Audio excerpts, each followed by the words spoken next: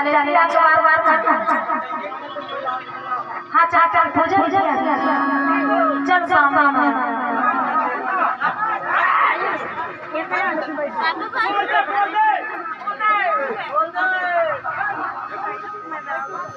ये क्या है?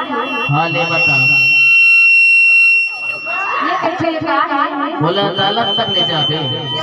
हाँ का करे तो अदालत तक ले जाबे बता तू। का करे हो? ए तेल छुड़र जा तेल छुड़र और का कौन देखे बता तो छुआ। कौन देखे? हाँ जब जब सब सारे देखे दोनों नहीं देखे ये पूछ ले को। नहीं देखे। हाँ सही में? हाँ नहीं देखे। चले तेरा पूजा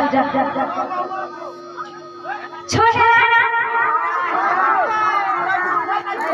जैसे मन आवाज करता ना ऐसे हर मन आवाज करता ऐसे करके खा खा के चार चार से छोड़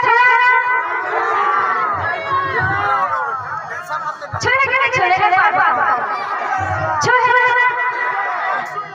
चुप रहो